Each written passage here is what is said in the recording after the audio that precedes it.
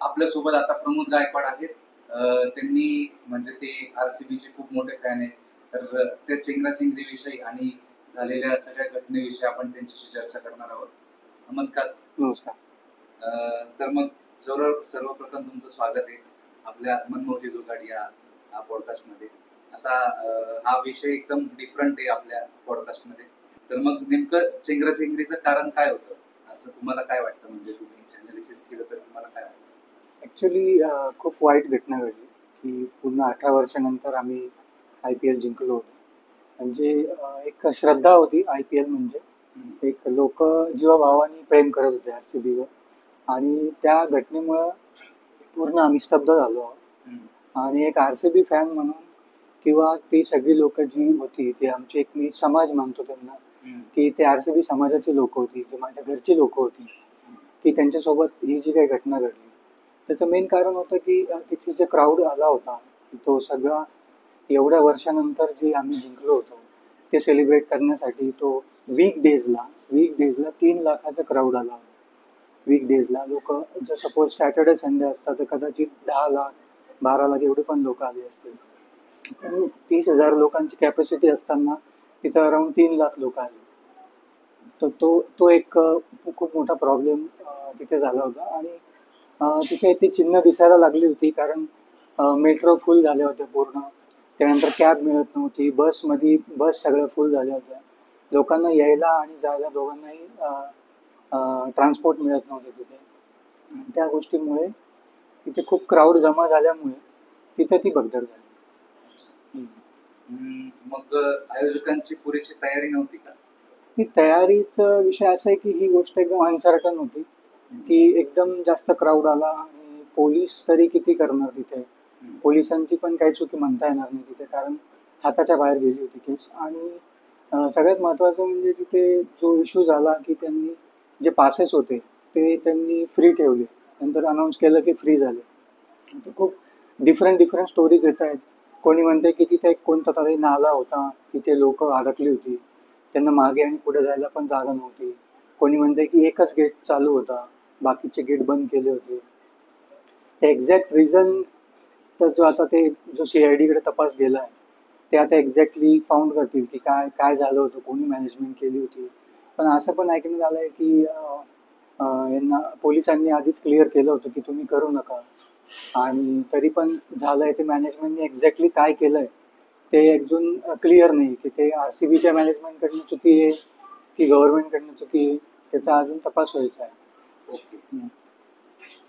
आणि मग आता असं म्हणण्यात येतंय की सोशल मीडियावर शेवटच्या क्षणी त्यांचं म्हणजे घोषणा झाली होती की चिन्नस्वामी स्टेडियमच्या बाहेर ते म्हणजे चिन्नस्वामी स्टेडियमवर सेलिब्रेशन होणार आहे, विजयी सेलिब्रेशन. तर मग ते शेवटच्या क्षणी जे घोषणा झाली त्यामुळे मग सगळी बदल झाली असं तुम्हाला म्हणायचं आहे? नाही, हे आधीच क्लिअर होतं actually.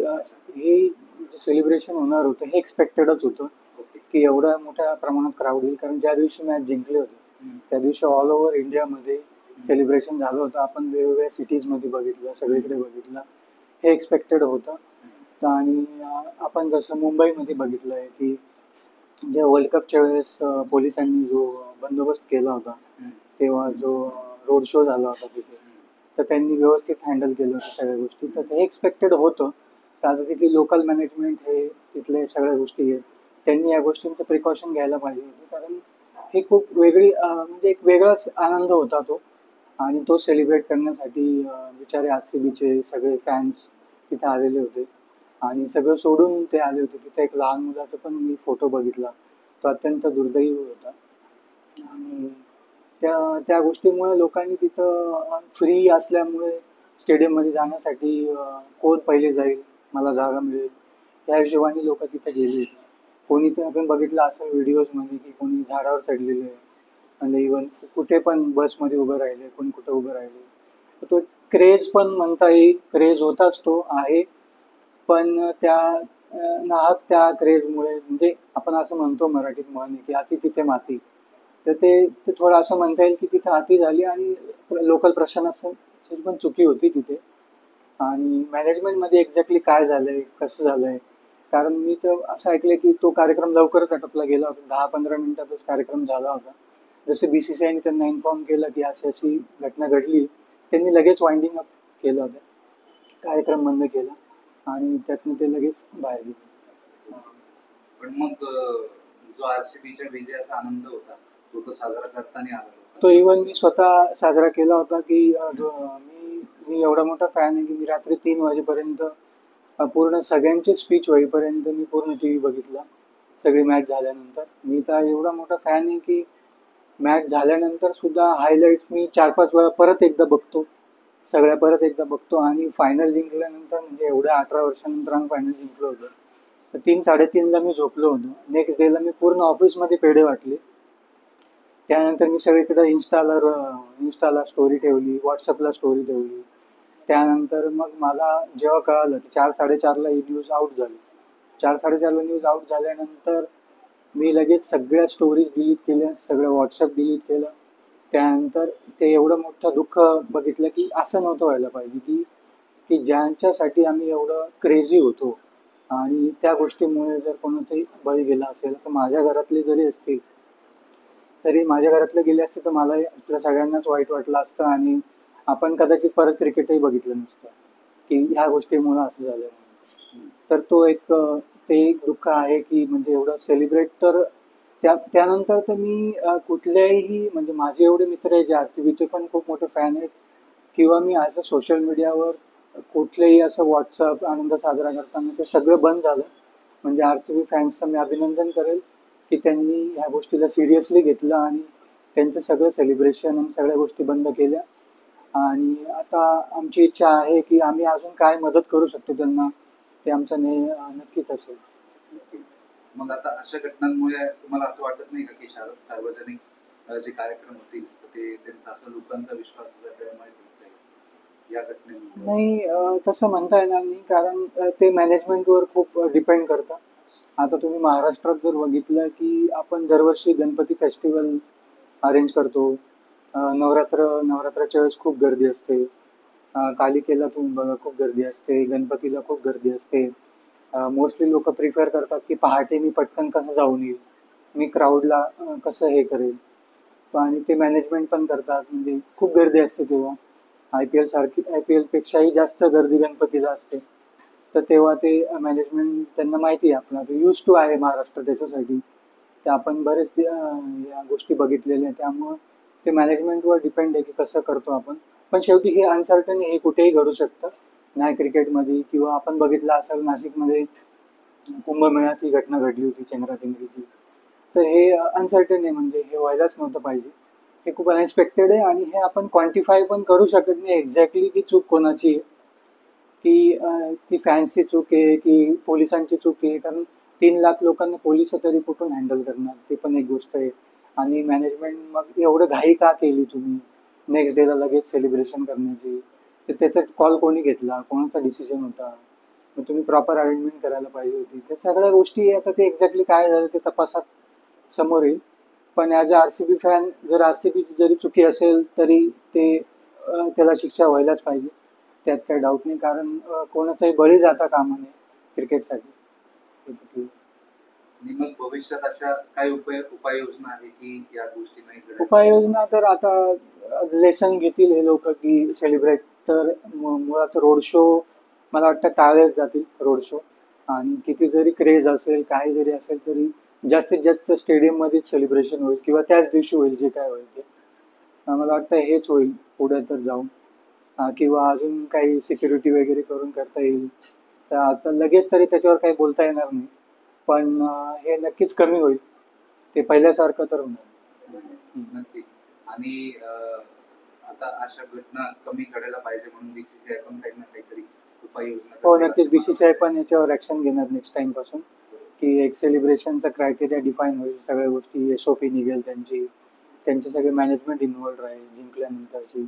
Even not only celebration but जे स्टेडियममध्ये जे लोक येतात फायनलच्या दिवशी मोठ्या संख्येने, किंवा नॉर्मल मॅचला पण स्टेडियम फुलच असते, तेव्हा पण भरपूर प्रिकॉशन घेतली जाईल की कोणत्या गेटनी सोडायचं, काय करायचं काय नाही. तिथं पण पोलीस प्रोटेक्शन वाढवलं जाईल. आता या गोष्टींमुळे स्टेडियमला पण पोलीस प्रोटेक्शन वाढवलं जाईल. आणि जिथे नॉर्मल मॅचेस असतात अदर दॅन IPL, जिथे T20 मध्ये जास्त गर्दी होती, तिथे पण प्रोटेक्शन वाढवलं जाईल आणि इंटरनॅशनल लेवलला सुद्धा या गोष्टीची दक्षता घेतली जाईल की अशी गोष्ट होता कामा नये. तेच आता जे मृत आहेत त्यांना आता भावपूर्ण श्रद्धांजली. हो. आणि अशा घटना परत न घडो हीच आपण प्रार्थना करू. नाही, हा नक्कीच. आमच्याकडनं तर म्हणजे मला स्वतःलाच असं वाटतंय की मी मॅक्सिमम काय करू शकतो, मला आता माहित नाही एक्झॅक्टली ऑफिशियल काय आहे ते, पण जर असं काही मदत करण्यासाठी जर असं काही ऑफिशियल आलं तर पूर्ण RCB समाज म्हणजे मी RCB कडनं किंवा RCB फॅन्सला मी स्वतः त्याचं मार्केटिंग करायला तयार आहे की काय जास्तीत जास्त मदत करता येईल ते आम्ही करू. नक्कीच नक्कीच नक्कीच नक्कीच. आणि सगळे म्हणजे लोक करतील. आता नुसतं RCB समाज नाही, पण IPLच्या ज्या पण टीम्स आहे, जे पण आपण सपोर्ट करतो, तर ते पण लोकांना मदत करण्यासाठी पुढे येतील. हो नक्कीच. मी माझ्या म्हणजे बाकीच्या IPLचे जे मित्र आहेत, जे CSK, जे चिडवायचे आम्हाला नेहमी, CSK मुंबई, पण ते पण ह्या गोष्टीमध्ये त्यांनी खूप सिरियसली घेतलं आहे आणि कोणालाच ही गोष्ट आवडलेली नाही. कारण क्रिकेटसाठी जीव जाणं ही खूप मोठी गोष्ट आहे आणि हे असं व्हायला नव्हतं पाहिजे. त्यामुळे आमचं सगळं म्हणजे आम्ही सगळं स्टॉप केलंय का आम्ही क्रिकेटची एकही न्यूज बघत नाही, आता मॅचही बघत नाही. आणि कारण आता मला त्यात म्हणजे ते विश्वासच होत नाही की असं काही झालंय म्हणून. आणि त्या गोष्टीसाठी आम्ही नक्कीच सगळेच लोक एकत्र येऊन, सगळ्याच टीम्स किंवा आपण भारतात आपण सगळे एकच आहोत, तिथून कोणासोबतही असं होऊ नये. आणि सगळे लोक सोबत आहेत, त्याचा आनंद आहे की सगळे लोक सोबत आले आणि त्याच्यातून नक्कीच काहीतरी आम्ही चांगलं करू. नक्कीच. आता आजच्या RCBच्या म्हणजे विजयामध्ये जी एक दुर्दैवी घटना घडली आहे, तर ती घडायला नव्हती पाहिजे. आपण सर्व बाजूंनी त्याच्यावर चर्चा केली आणि या घटनेमुळे अनेक कुटुंबावर ना दुःखाचा असा डोंगर कोसळलाय. सो आता या गोष्टींना परत परत नको घडायला, म्हणून आयोजकांनी आणि नागरिकांनी पण सजग राहायला पाहिजे आणि ह्या गोष्टी अशा परत नको घडायला म्हणून त्याची काळजी घ्यायला पाहिजे. आणि नियोजन किती महत्वाचं आहे हे यावरून अधोरेखित केलं जातं नेहमी. आणि दुसरं की म्हणजे आपण हा RCBचा आनंद कायम राहावा, पण मग तो दुःख जे आहे तर ते ग्लान होऊ नये यासाठी प्रत्येकाने जबाबदारीने वागणं महत्वाचं आहे. आणि आता तुम्ही सांगितलं त्यानुसार RCB समाजाने किंवा मग पूर्ण क्रिकेट फिटर्निटीने यासाठी एकत्र येऊन जे लोक मृत पावले किंवा जखमी झाले त्यांना मदत करणं खूप जास्त गरजेचं आहे. आणि आता अशा गोष्टी परत परत घडू नये म्हणून नक्कीच काळजी घेणं महत्वाचं आहे. लहान मुलांनी गर्दीच्या ठिकाणी जाऊ नये, गर्भवती महिलांनी जाऊ नये, याची काळजी नक्कीच घ्यायला पाहिजे. आणि अशी चेंगराचेंगरी परत होऊ नये म्हणून आपण नागरिकांनी आणि आयोजकांनी काळजी घ्यायला पाहिजे असं मला वाटतं.